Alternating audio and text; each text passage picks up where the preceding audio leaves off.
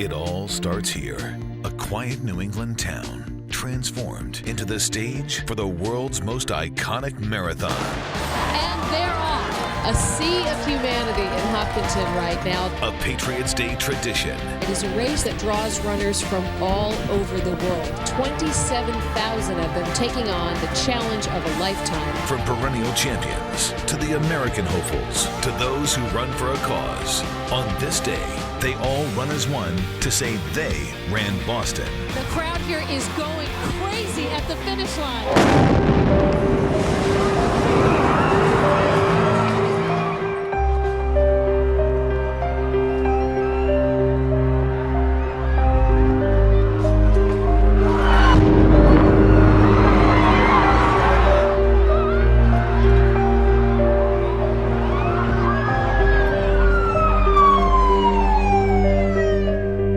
Interrupting your program because there have been 2 explosions today at the Boston Marathon. 2 explosions near the finish line just a short while ago. You see the scene right there. Explosions right by the finish line. We've just gotten word of not 1 but 2 explosions near the finish line of the Boston Marathon. These are live pictures coming into us now. There were tens of thousands of runners still coming down various parts of the marathon course when all of a sudden, right at the finish line, a bomb went off. Followed just seconds later by a second bomb, maybe a block away. And we have some video coming in of when the explosions went off. You see the white smoke right there. 4 hours into the marathon, a little over 4 hours into the marathon. A second explosion followed just seconds later. Police have now confirmed those explosions, say that there are injuries on the scene as we've seen them being wheeled away for the past several minutes. But as Diane has just been cautioning, we have no idea what might have set these, what might have set these explosions off. CBS News is reporting that they have a Saudi national who was seen acting suspiciously, running from the explosion. He's denying any involvement. This could be very premature. A lot of people were running. And they're going to ask this person, and they're going to find whoever did this before it's all said and done. I'm absolutely convinced. We don't yet have all the answers, but we do know that multiple people have been wounded, some gravely, in explosions at the Boston Marathon.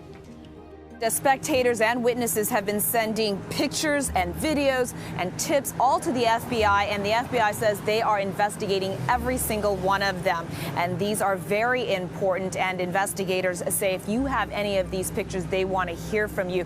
Now we have some pictures that our 7 News viewers have sent to us that are now part of the investigation. Take a look at these 2 pictures sent to 7 News by a viewer. In the first, you can see runners nearing the finish line, the spectators behind the metal railing, and as we zoom in next to the mailbox, a light-colored bag. Now look at the second picture, snapped just seconds after one of the explosions. We've blurred out much of it because it's so graphic, but in the untouched picture, you can see there's no sign of the bag anymore. And all around where the bag was, people are lying on the ground, many of them badly hurt. 7 News turned the pictures over to the FBI, who is now looking at them to try and figure out if it's possible that this is the second bomb. Investigators have said they believe both bombs were likely hidden in black nylon bags. This bag is not black, but everything is being looked at. Now to a different series of photos sent to 7 News by another viewer. We've handed these over to the FBI as well. A man took these images from his office above Boylston Street, and they show the moments right after one of the explosions. You can see almost everyone is frozen, many crouching on the ground, stunned or injured. But one man is acting very differently from everyone else. His clothes are shredded, and you can see him running away from the scene. The FBI says anything that stands out is worth a second look, including these shots made seconds after the blast by Ben Thorndike from his office overlooking the finish line. I was struck by this individual. Everyone else in the photo is on the ground, bent over, holding their ears, appearing to be in shock, immobile. But this one individual is exactly the opposite. He's sprinting. His clothes were in tatters. They were melted and burned off his body.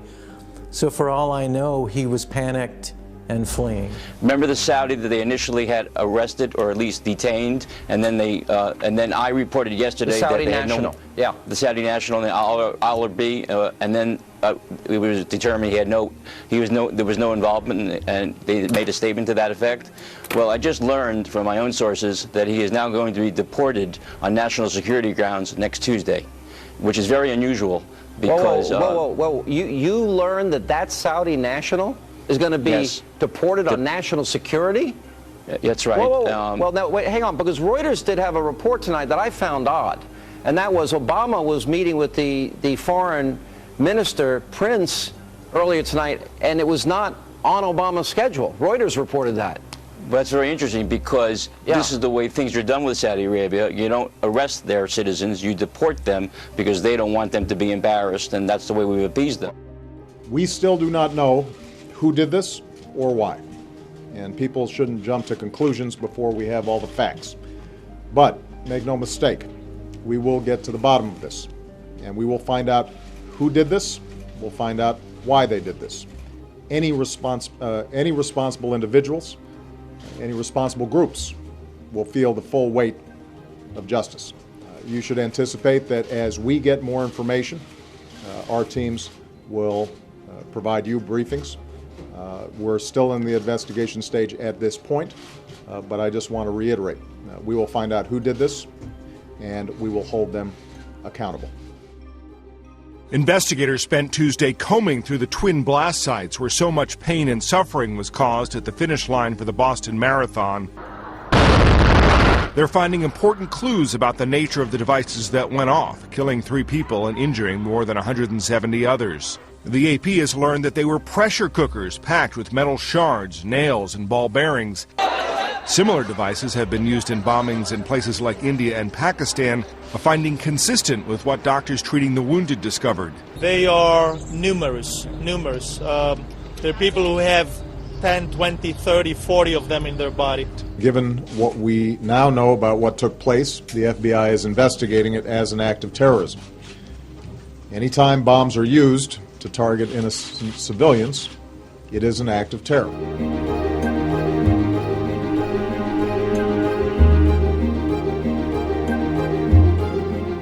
My heart goes out to the families of the people that were killed or injured in the Boston Marathon.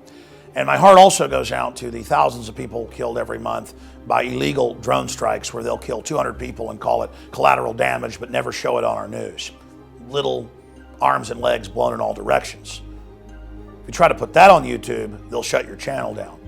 But if you show the death and carnage from this event that's meant to be used to take our liberties and convert America to a pure authoritarian globalist stronghold, then it's allowed. Ladies and gentlemen, I've studied false flags for 18 years. Our government has declassified the fact that it's been involved in hundreds of staged terror attacks and bombings all over the world to blame their political enemies. Any so-called journalist out there that want to look into it can check out Operation Gladio or Operation Ajax or the Gulf of Tonkin or Operation Northwoods for that matter. They think the public is so stupid, they sit up there and say, why would Alex Jones, this devil, ever say it could be the government or elements in the government? How terrible, how horrible. Why, governments have never done anything like this to get power. Government has a history of doing it. It has the motive. You can see the media gearing up, saying there's going to be domestic terror attacks. The Tea Party is going to link up with Al-Qaeda. Asinine garbage like this. But from the Family Guy to CNN, oh my gosh, the Patriots are going to merge with Al-Qaeda. You can trust no one but Homeland Security. Ladies and gentlemen, Homeland Security stands to gain from this. They've got anti-gun bills, open border bills, and a bill to make Homeland Security autonomous from Congress right now in front of them. And these type of events grease the skids and allow government to expand. And that's what's happening. So bottom line, this crisis will be used to take your freedoms. And they've now confirmed that there was a drill. They told people, don't be alarmed before the bombs went off. I'm here with Alastair Stevenson from Alabama. He was at the Boston Marathon. He was a veteran of other marathons. And before the race, he detailed a concerning statement that there was a lot of buildup of bomb squads and bomb-sniffing dogs and even rooftop shooters.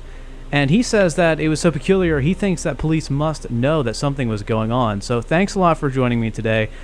Tell me what's going on. Just at the start of the event at the Athletes Village, there was police spotters, or there was people on the roof with binoculars looking down onto the Athletes Village at the start.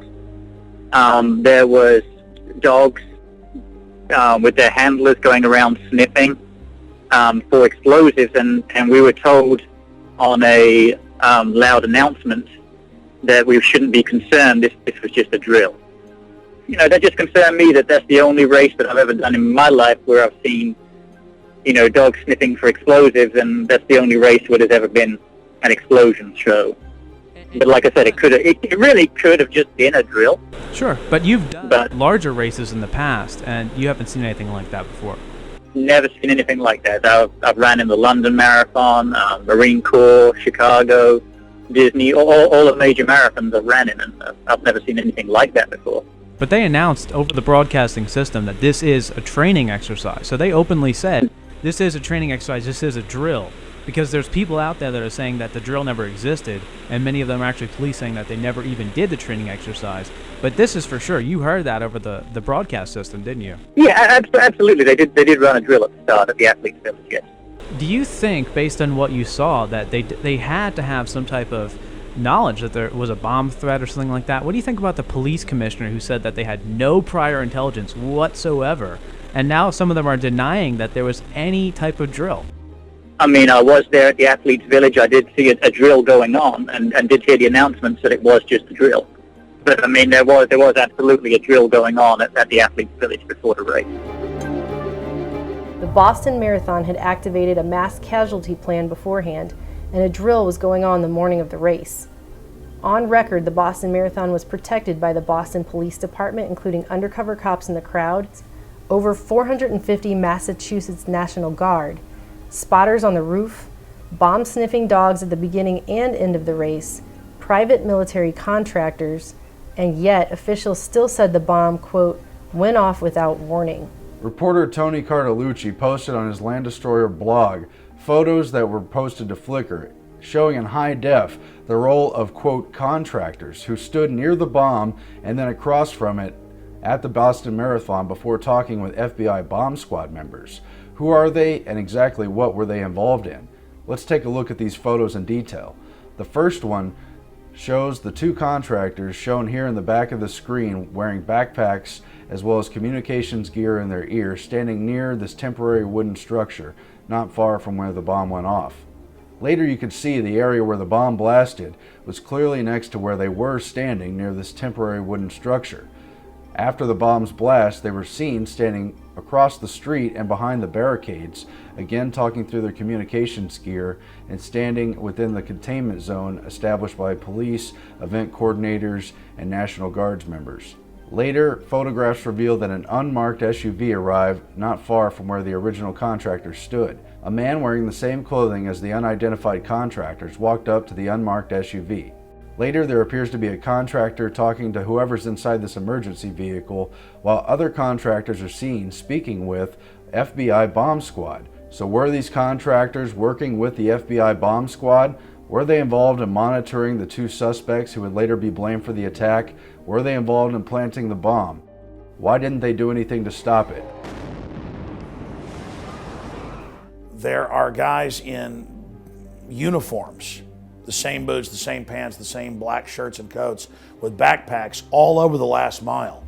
And there's people walking around with what looks like detonators in their hands. And all this is going on. And then there's like patsies whose bags match the wreckage of what the news put on air and said was the remains of the black canvas bags.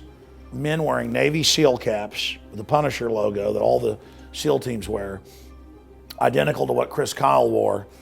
And you see Chris Kyle in his photos wearing the tan combat boots, the tan pants, the black shirt. Same deal over and over again. And we have the photos and the videos of all of this. And we have the eyewitnesses who've confirmed that indeed they were told, it's a drill, don't worry about guys in backpacks everywhere. So there were all these black backpacks so that police who weren't compartmentalized couldn't stop what was happening.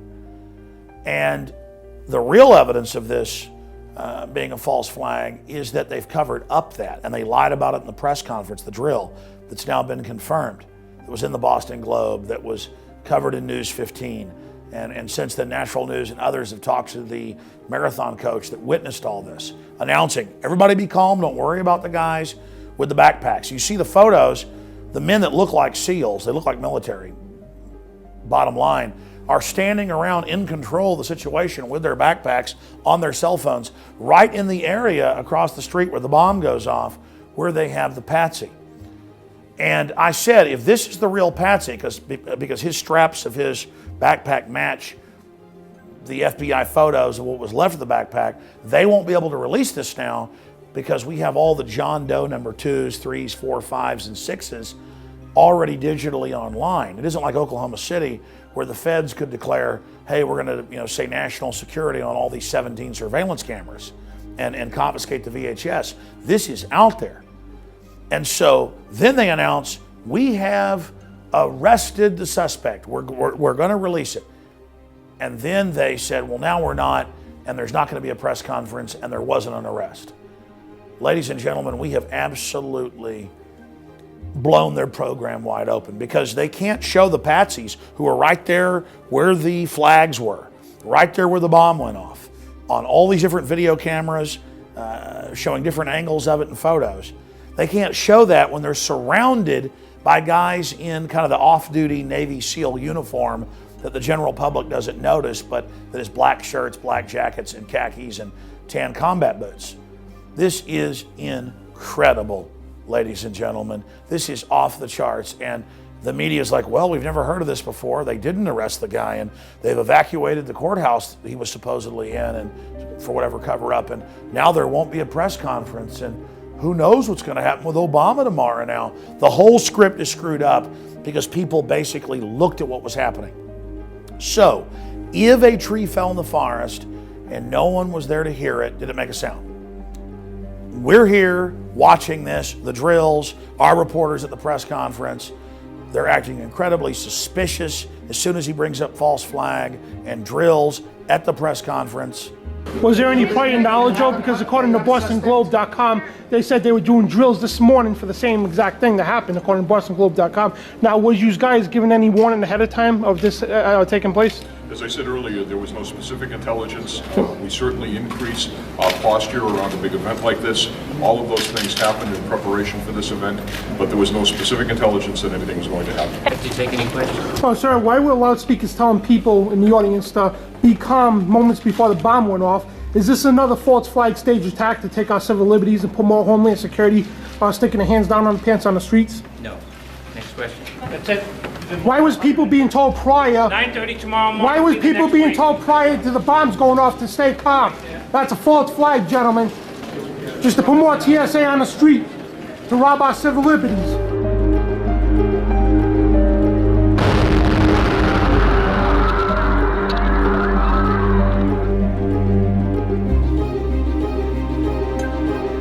Our collective law enforcement team has pursued thousands of leads and tips.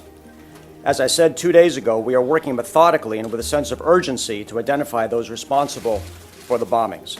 Today, we are enlisting the public's help to identify the two suspects. After a very detailed analysis of photo, video, and other evidence, we are releasing photos of these two suspects.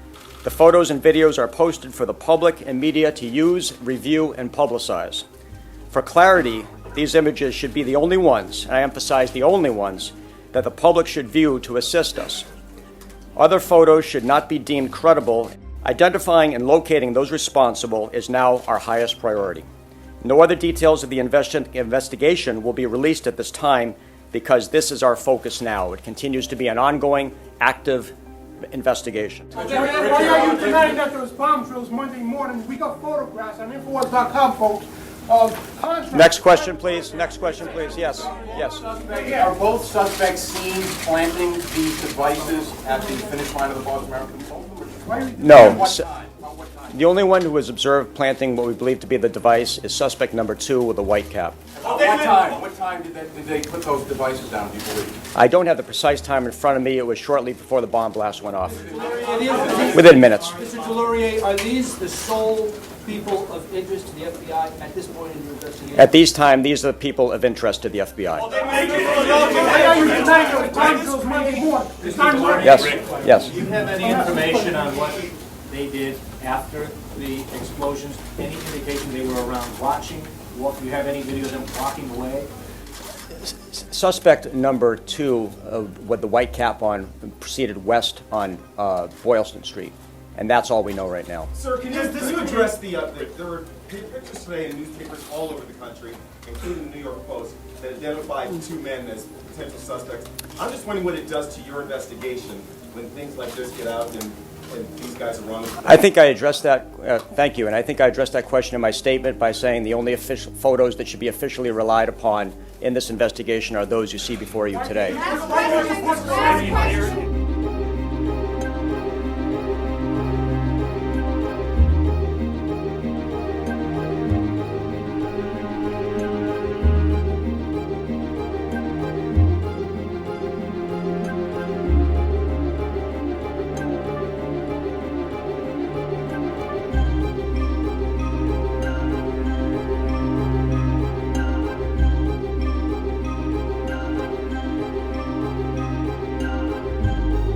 These images should be the only ones, and I emphasize the only ones, that the public should view to assist us. Other photos should not be deemed credible. One Boston Marathon suspect, believe it or not, has been killed. He is dead this morning.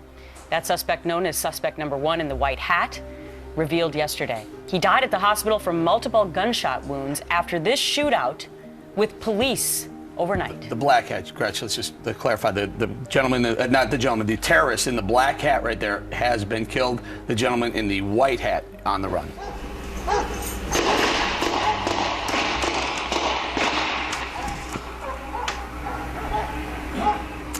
Well, one of the suspects was killed during this firefight. His brother, who's still at large, reportedly ran over his injured brother, then plowed straight through a line of police officers before escaping into the night.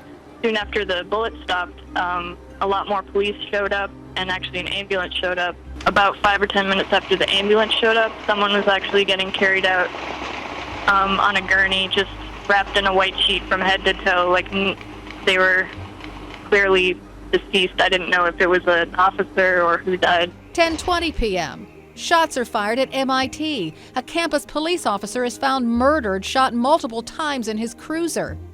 It wasn't long after 2 men carjack a Mercedes SUV.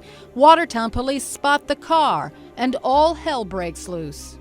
During the course of that pursuit, several explosive devices were discharged from the car at the police officers. In the exchange of the gunfire, we believe that one of the suspects was struck and ultimately taken into custody. A second suspect was able to flee from that car, and there was an active search going on at this point in time. A transit officer was shot and wounded in the gunfight, but police did shoot 1 man. Tamerlan Tsarnaev, identified as suspect number 1. Tsarnaev later dies at a hospital. Strapped to his body, bombs. This was a trauma arrest, multiple injuries, probably, we believe, a combination of blast, potentially gunshot wounds. How many gunshot wounds? Unable to count. Multiple gunshot? Yes. And the other, I'm sorry, I didn't hear the rest of that. And probably a blast injury also. Blast meaning what? An explosive device, possibly shrapnel, thermal injury. Can you describe it where or what? It was pretty much throughout the trunk. It was multiple wounds. Police say Tsarnaev's brother manages to escape. He floors it, running over his brother's body, scattering a line of police to get away. Police believe the younger Tsarnaev is armed and dangerous and may have explosives strapped to his body, too. You live on Dexter Street, correct? My boyfriend does, but I was just spending the night. Okay, and tell us what happened. Give us the timeline, what you saw.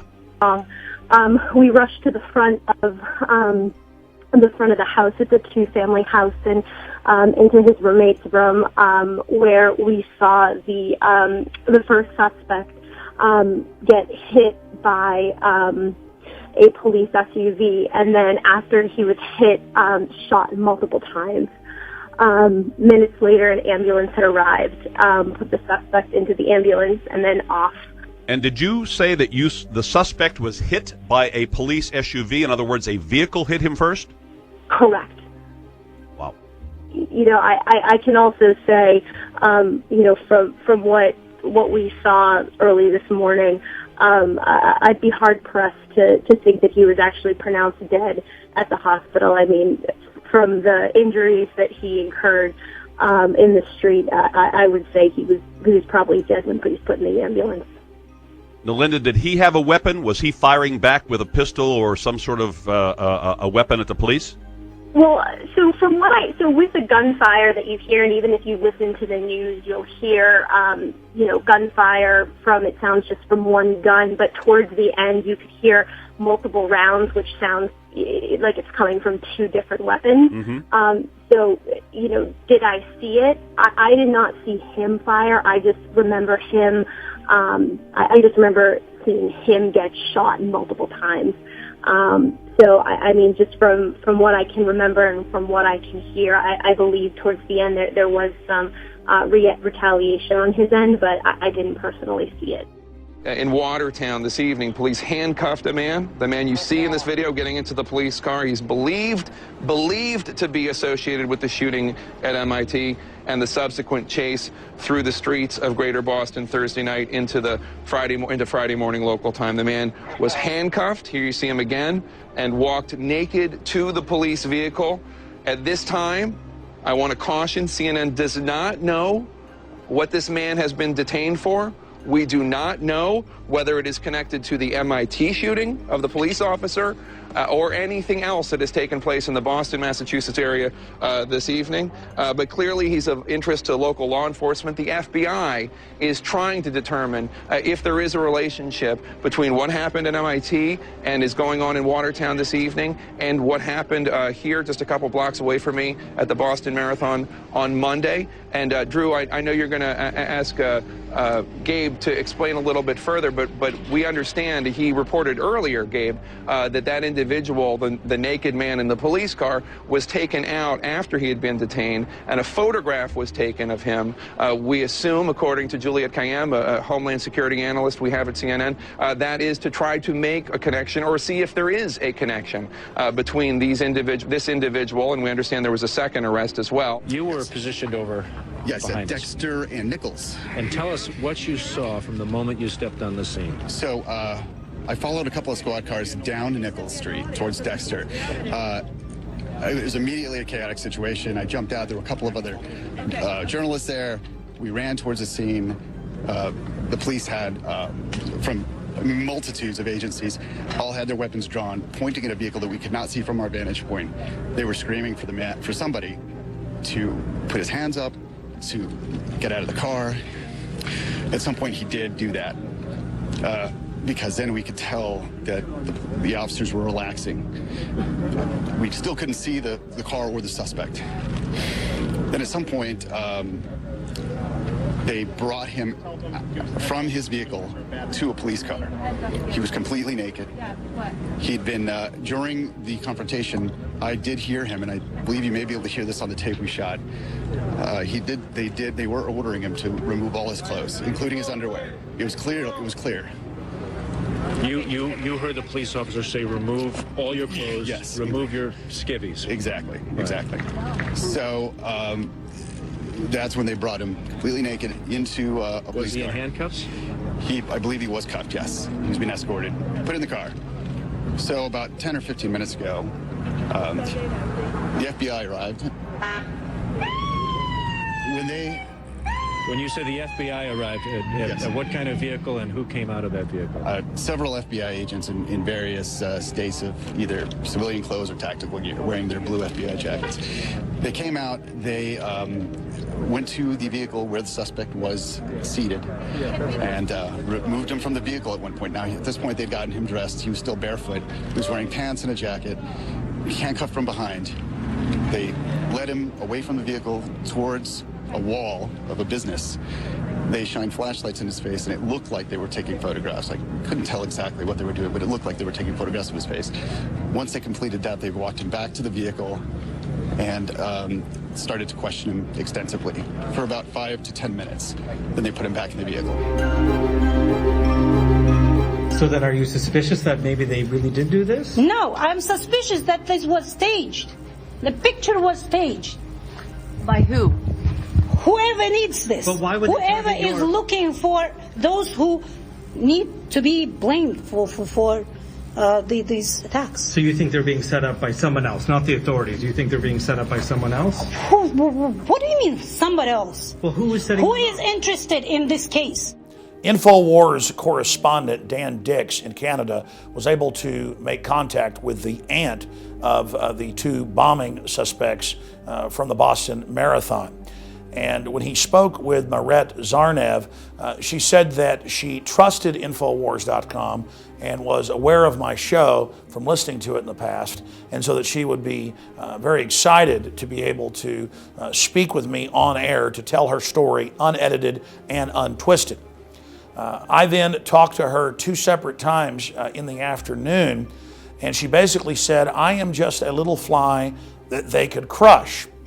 And I had seen her in the Huffington Post saying that she had been threatened, and she basically began to cry and say that I just want to have my life basically, in fact, I wrote some notes right here, the people will just laugh. I know in my gut that this is a lie, that they were basically set up by the security services, the same thing that the father has been saying, the same thing that the mother has been saying. It was really, really painful, and we're going to get to some more of what she told me over the phone in a moment and actually air some of the audio. She's obviously a woman in grief. She said that she believes that there's a cover-up, that they were set up, but that she has basically run her race, that she's not going to fight this anymore. And I said, is it because of the threats? And she said, no, I have not been threatened. And if they're listening right now, I'm not going to do anymore. So this is like something out of a movie. And of course, earlier in the day, she had said that she was being threatened, and that was quoted by newspapers around the world. So it is my humble opinion that she has been threatened.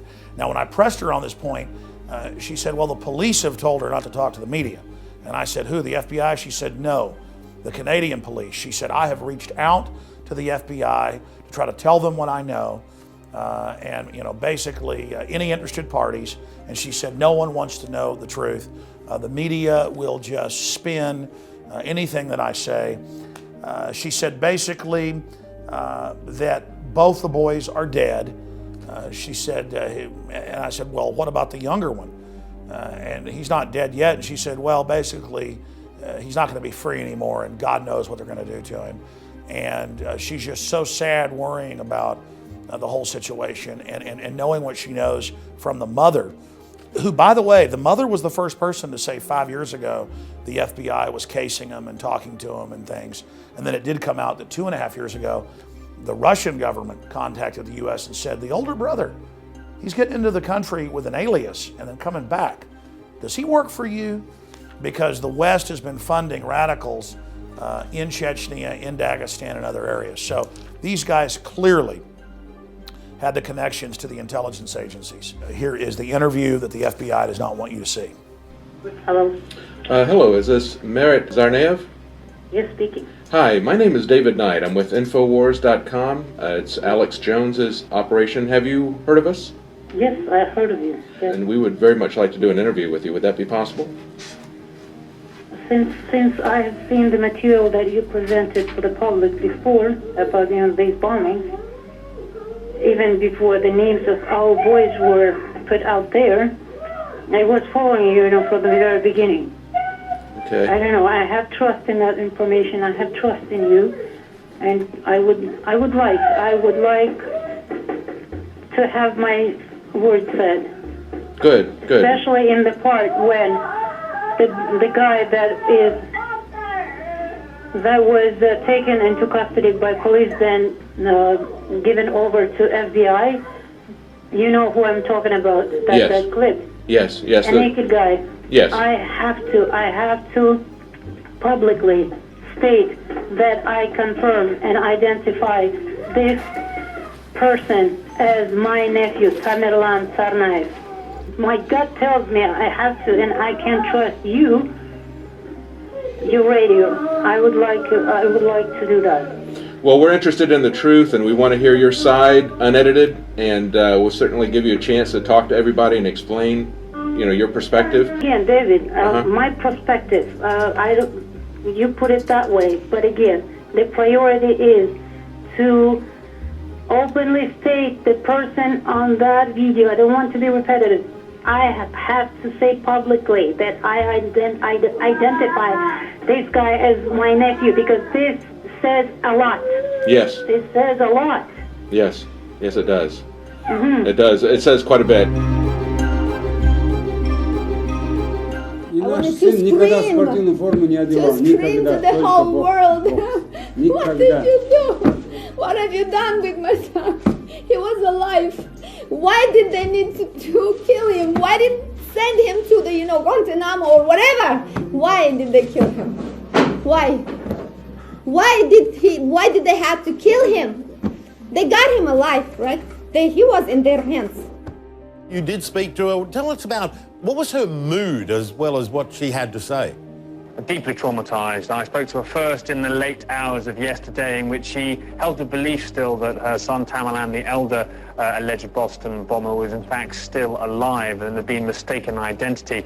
As the evening drew on, she saw social media videos of his dead body, and then it was quite clear to her that it was in fact her son that had died. So deeply traumatized through much of it, but still at the core of her a disbelief that they were responsible for the crimes alleged by U.S. authorities, considering them to be angelic in so many ways, and this to be, in fact, some sort of conspiracy that framed them. In fact, one part of the conversation, she alluded to footage there once was of a man stripped down and put into a police car, arrested during the manhunt, in which she believes actually resembles her son. She thinks, in fact, in the conversation we had, that in fact he was taken alive by police. So obviously something U.S. officials will have a lot to say about and to deny, but I mean, a very traumatized woman having an incredibly difficult time. We had the naked man controversy, and that was footage of a guy who was being arrested who looks an awful lot like Tamerlan Tsarnaev, the older brother. We had the aunt on, we interviewed her. She said she's 100% positive it's him. Well, Business Insider is reporting now, police say the naked man arrested in Boston was not Tamerlan Tsarnaev. On Thursday night, while police were hunting in Watertown, Massachusetts for bombing suspects Tamerlan and Dzhokhar Tsarnaev, at one point they arrested a naked man who looks a lot like Tamerlan. Police say the naked man is not Tamerlan, despite various conspiracy theories going around the internet. According to official account, Tamerlan died after a shootout with the cops, riddled with bullets and shrapnel before being run over by his brother who was fleeing the scene in an SUV. Well, there's also people who've called into talk shows and said, hey, they saw Tamerlan being pulled out of the car, FBI showed up, took a photograph of the guy, walked away, and that, he was never run over by a car and he was alive when they last saw him. But, who are you going to believe? Are you going to believe the government? Or are you going to believe eyewitnesses?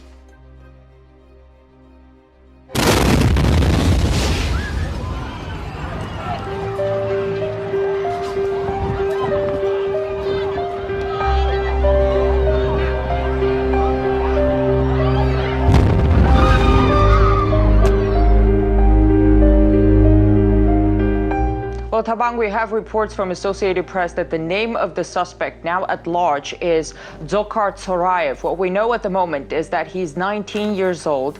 The media here are saying that he is of Chechen background. We don't know if he's a Russian citizen at this point. He apparently attended a school in Russia's Republic of Dagestan. We reached out to that school and they told us that the young man spent there around a year and that the family arrived there from Kyrgyzstan in 2001, and they didn't actually remember the young man very well. It's all very sketchy at this point. We're going to get more details in the coming hours, of course, and maybe some of the reports that we share now will prove wrong. The suspect who was killed earlier tonight is reported to be his 20-year-old brother, Tamerlan Tsarnaev. They were apparently permanent residents of the U.S., and we don't know if they were acting alone or they were whether they were trained abroad, whether they were part of a terrorist network or maybe a network that with connections with terrorist groups inside Russia. The investigation into the Boston Marathon bombings continues, with journalists hunting for every new detail. RT's Anastasia Churkina looks now into the background of the two suspects and the way they're being portrayed by the global media. A terror act that shook the U.S. The suspects, a 19 and a 26-year-old, the Tsarnaev brothers. Jahar was a U.S. citizen, Tamerlan on his way to becoming one, but both of Chechen origin. The older brother, Tamerlan, is said to have traveled to Dagestan in Russia for several months. A trip to Dagestan, to Russia in 2012 of the elder brother. It was done in Dagestan. They showed him how to make detonators, put these things together. He went to Russia and stayed in a place near Chechnya, coming from those countries, where those countries harbor resentment against the United States. And while the origin and, yet again, religion are already largely blamed as the root of all evil, the investigation is only in its first stages. Somebody who's grown up in a Muslim family. They then became religious zealots, and they then became jihadists. Those who knew the two brothers say the media is taking it over the top. They can't always be trying to rush to be the first ones to break a new piece of information. Local blogger Luis Vasquez knew both brothers well. Jahar, he was here since he was little. And if you didn't know Jahar's name, you would just assume that he was an American. Around here, we have a very diverse community, and it's normal to hear for someone to go back to their country. He says over-sensationalizing the Tsarnaev's background doesn't get any answers to the question why being answered. Tamerlan, and even from coaching with his brother, they would never go around pounding their chest about their religion. The most extensive conversation I've had about their background is them telling me where they're from. That's it. That's it. And then after that, let's talk about boxing. Let's talk about lunch. That's it. Samuel went to high school with Jahar, who has now been charged with use of weapons of mass destruction. The media has a way of spinning things, of course, and with regards to his nationality, to me it doesn't matter. It shouldn't matter. It shouldn't matter what his religion is either. When I graduated, there were 45 languages spoken just in my graduating class alone. It is not unusual. In fact, it is very common to hear a foreign language. He reminds us that the only suspect alive after the bombings has lived in America since the age of 8. Having come here at a younger age, from everyone that knows him best, they will tell you, and they have told me on certain occasions, this person was part of the community. Now on the line, we've got the mother of one of the two suspects, Subdayat Tsarnaev, on the line with me now. What can you tell me about your sons and your thoughts of what they're accused of tonight? Okay, can I speak now? Yes, you are indeed. You're live on RT. Thank you. Well, what can I tell? It's really like a hard thing to hear, and being a mother, what I can say is I am really sure, I am like 100% sure that this is a setup. My two sons are really innocent, and I know that neither of them never have talked about whatever they're saying about now. And what I want to say is, both of them were my youngest one was raised from 8 years. He was raised in America, and my oldest son, he is they're really properly raised, and in our house nobody talked about the terrorism. And my son Tamerlan really got involved in the religion, religious politics 5 years ago. So he started following his own religious aspects, and he never told me that he would be on the side of jihad, and whatever they're talking, whatever is talking about him being a loser. themselves are the losers. My son would never do this. My son, it is a set up. He was controlled by FBI like for 5 years. They knew what my son was doing. They knew what actions and what the sites on internet he was going. They used to come home. They used to come and talk to me. They used to tell me that that they are controlling his. They were telling me that he's a really a serious leader, and they are afraid of him. They told me that whatever computer site or whatever is there, whatever information he's getting, they are controlling him. So how could this happen? How could they? They were controlling every step of him, and they are telling today that this is a terrorist act. Never ever. This is not true. My 2 sons are innocent. I'm joined now from New York by our Biana Golodriga, who is fluent in Russian and spoke several times today to the suspect's father, the only American television reporter to do so. And Biana, you actually told the father that his younger son, bombing suspect number 2, was still alive. That's right, Elizabeth. I spoke with him as soon as we got word of that. I called him. It was about 4 or 5 a.m. in Russia. He was relieved. He cried Slava Bogu in Russian. That means thank God. He started to cry. He said that he was on his way to the U.S. He didn't say when he would be coming, but he said it was terrible that he had lost one son. At least he had one who was still alive. Of course, this was still a big, shocking revelation for him. He's still in disbelief. He believes that his sons have been framed, but for the moment, he is relieved that his son is alive, and he is on his way to see him in the States, Elizabeth. These are very, very dangerous individuals, as the police have warned. They are telling the public they must stay inside, they must stay out of the way, and allow the police to do their work. The public transportation is closed. People need to stay indoors, and they should not open their door unless they know it is a police officer. But Jennifer, one other quick question before I let you go.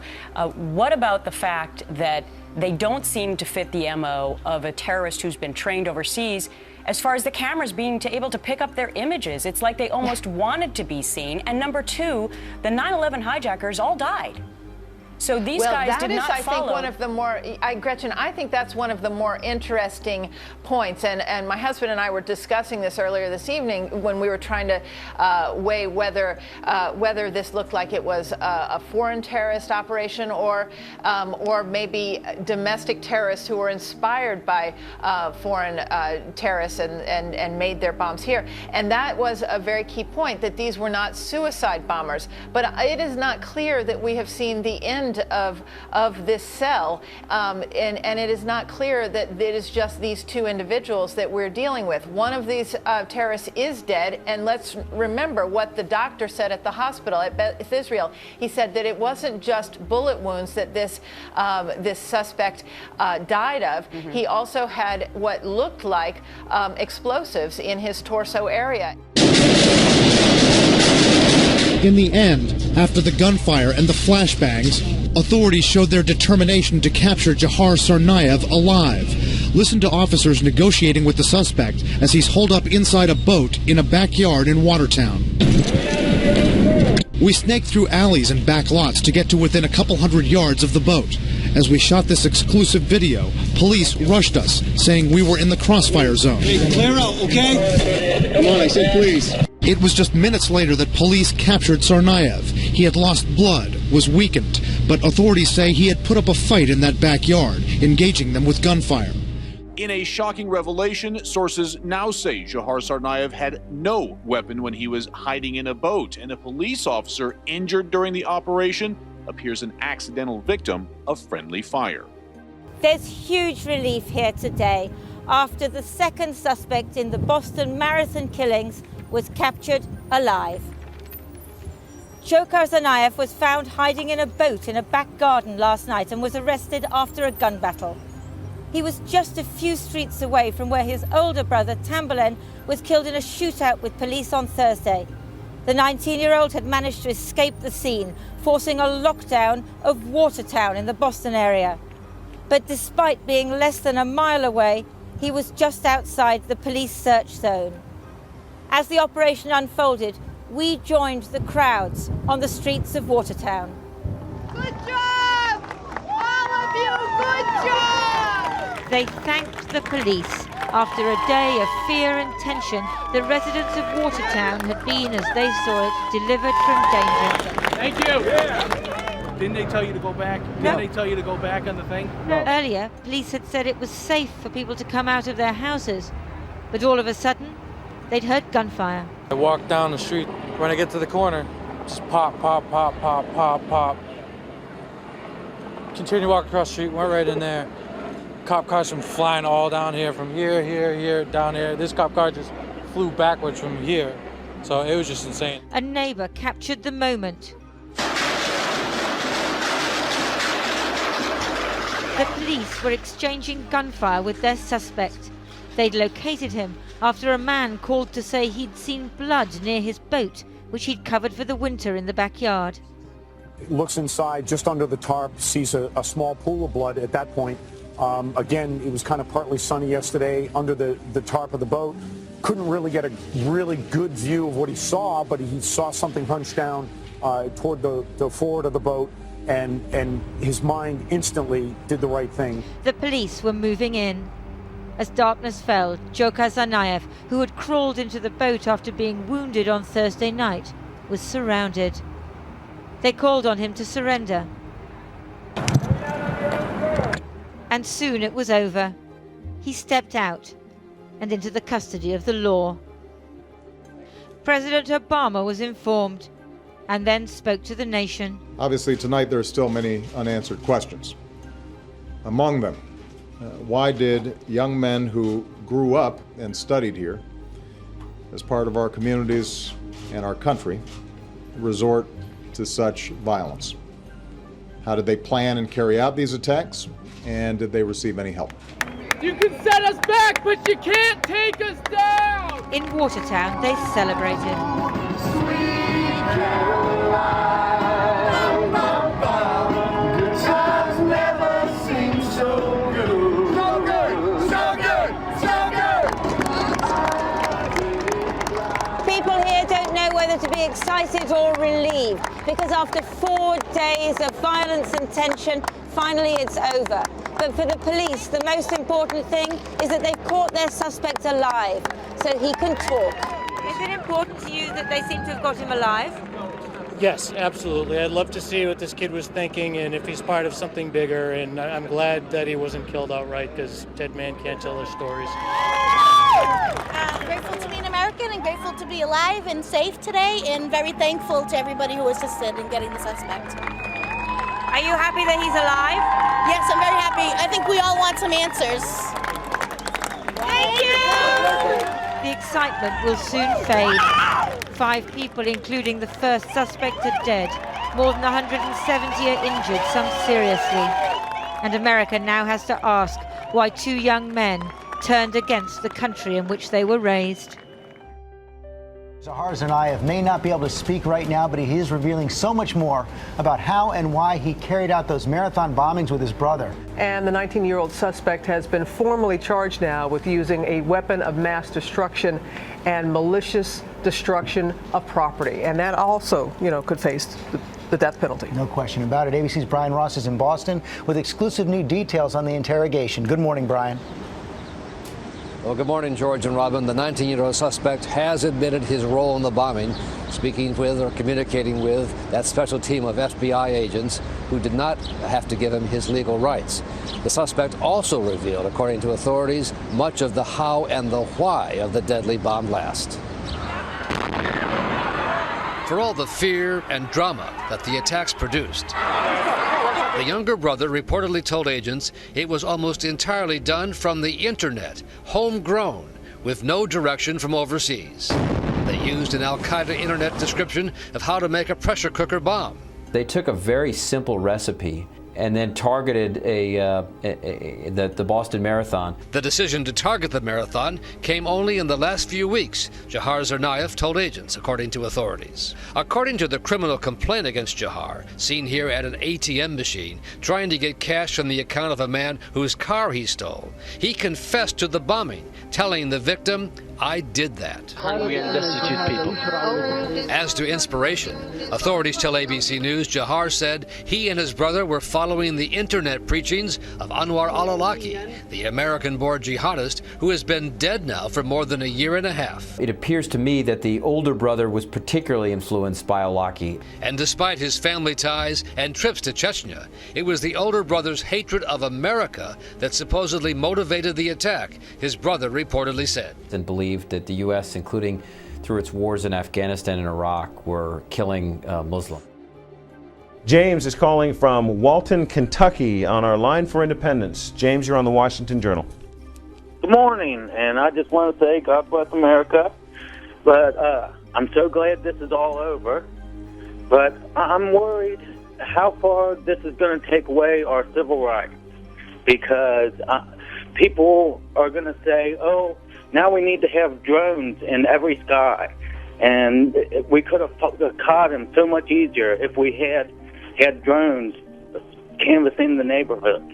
And then if it was black powder that they used in the bombing, they might say, okay, let's restrict all reloading powder sales and let's restrict all shotgun shell sales. What do you think about that? Well, why do you think that that's going to be necessary, James? Well, I don't know. It's just a lot of stuff on the internet. People are pointing that out, that this might be part of a bigger agenda to further taking away our rights. That this might have been an inside job, that Blackwater operatives were seen at the Boston Marathon. It just really has me worried. All right, that's James in Walton, Kentucky. Next up is Kurt in Wilmot, Ohio on our line for Republicans. Kurt, you're on the Washington Journal. Good morning. Yeah, I'm pretty much in agreement with what was previously just said. All anyone has to do is, anybody's out there listening, take a look and Google up Operations Gladio, Operations Northwoods, and I was watching Infowars.com just as this was beginning, and within about 3 minutes after them exposing all the Navy SEALs who were standing at the finish line, within about 2 or 3 minutes, Fox and CNN both started to change their stories. Closing up they decided to present a possible suspect, and all the stories had to have changed. But I think this operation clearly shows just another false flag, much like Aurora and a lot of the other ones. And again, everyone out there, just Google Operations Northwood and Operations Gladio, and you can go to a .gov website and see 200 previous false flags. And I think this one has all the earmarks, particularly the big show that was put on with thousands of police running around all over town looking for one guy. That's all I had to say. On Twitter, we've got this tweet from Don Ritchie, who writes, "When did we vote to give police the authority to shut down a metro area and lock millions in their homes to catch one criminal?" Hey, Scott, as a defense attorney, talk to me about this item here in this morning's New York Times, where they say a federal law enforcement official said he would not be, this is Johar Tsarnaev, would not be read his Miranda rights because the authorities would be invoking the public safety exception in order to question him extensively about other potential explosive devices or accomplices and try to gain intelligence. I don't agree with that.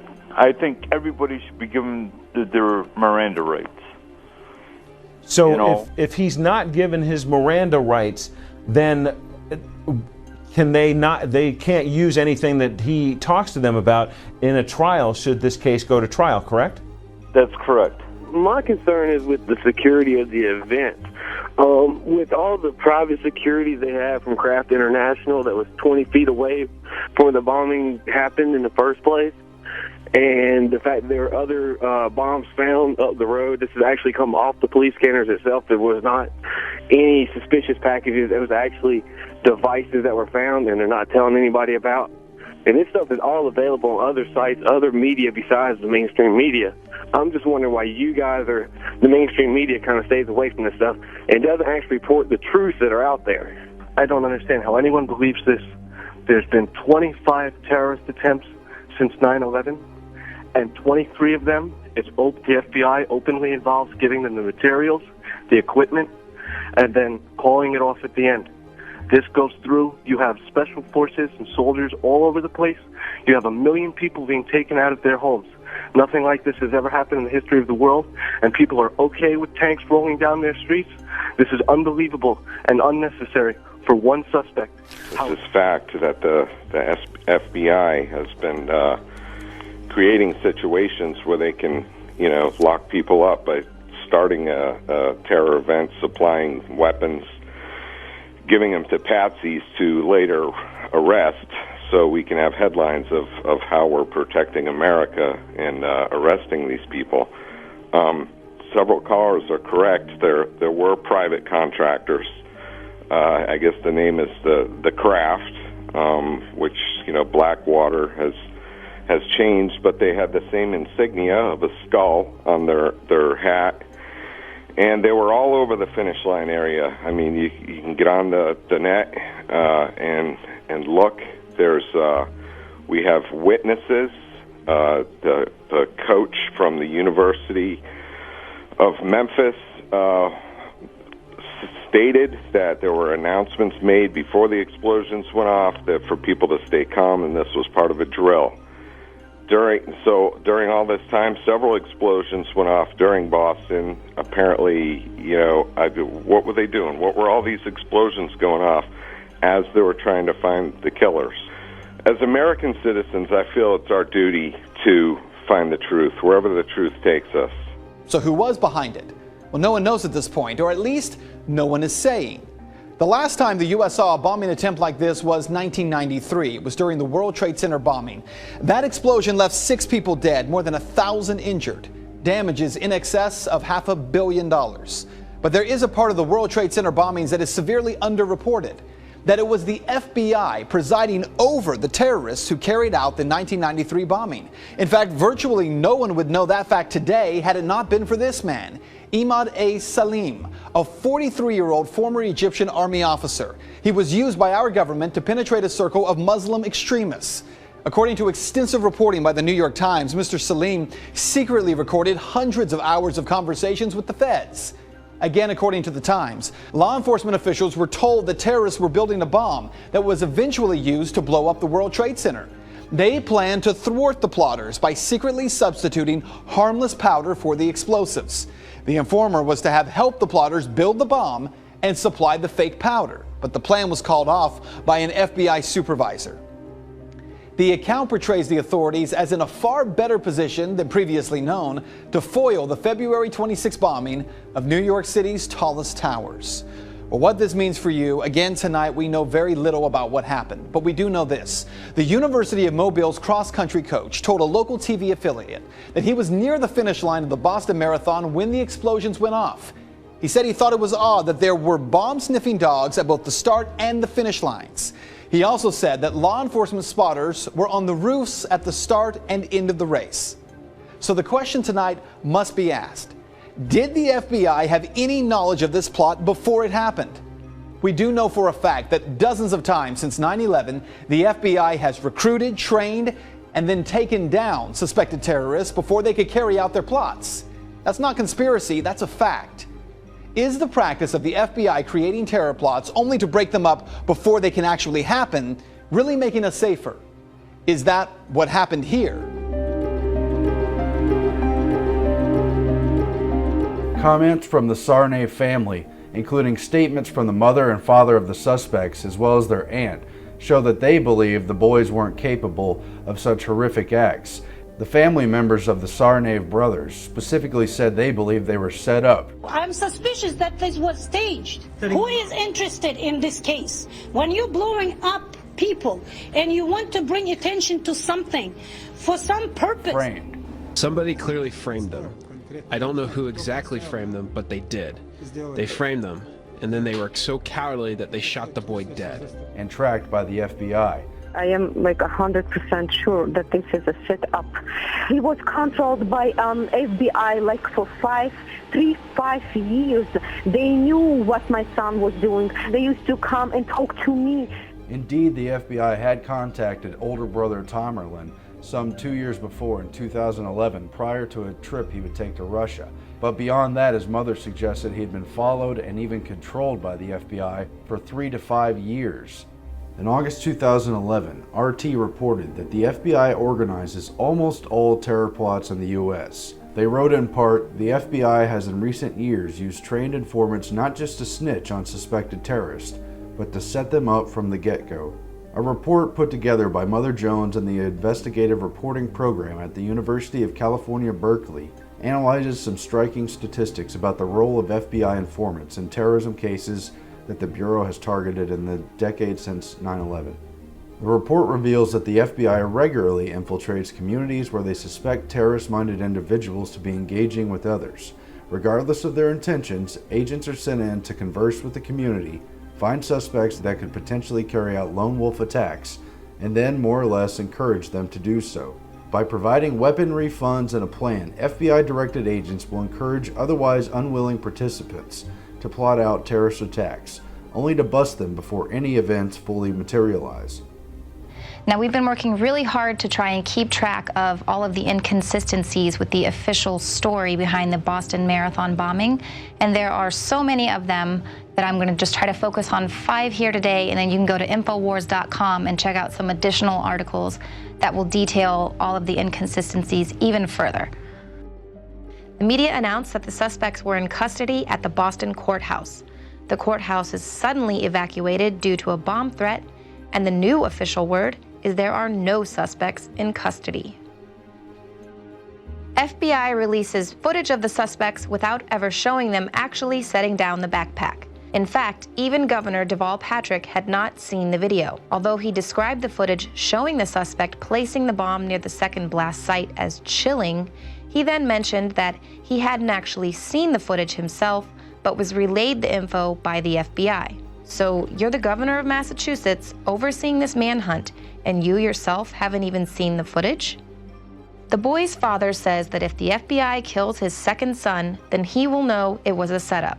Hours later, the boy is captured alive, but is conveniently unable to speak. The reports say that he suffered from a self-inflicted gunshot wound through the mouth that exited his neck. How does a person who's just shot himself in the mouth climb out and over a boat, surrendering himself to authorities?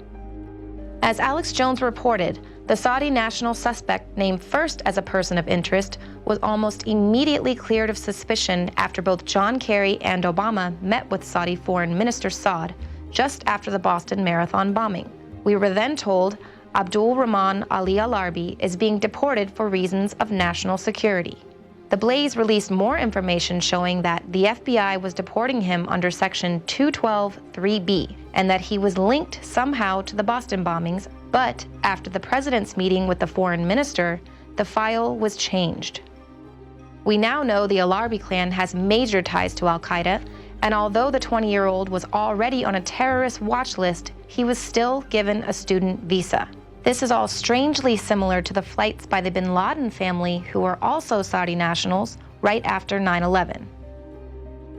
Why did the FBI ask for the public's help in finding these guys? It's already widely reported that the FBI had been alerted to Tamerlan Tsarnaev at least as early as 2011. Homeland Security said they reviewed the man's associations with suspected extremists, his travel and education history, and concluded that there wasn't incriminating information to prove he had extremist leanings. Is this just another case of the FBI allowing a terror attack to take place in order to take advantage of a crisis? While people are swallowing the official story without asking any questions, the overarching reality is this. We know that 9/11 changed our lives forever. The government has spent trillions of dollars. It formed the Department of Homeland Security with its ever-increasing stockpile of bullets, armored tanks, bulletproof checkpoints, and predator drones. It's TSA that pats everyone down like a criminal who attempts to get on a plane, and has expanded checkpoints to highways and public events, even though they have never once caught a single terrorist. Security measures launched by the NSA include the formation of U.S. Cybercom and a $2 billion data hub in Utah to spy on Americans. And now the right to bear arms has been challenged as the government swears we don't need guns to protect ourselves because the state will keep us safe.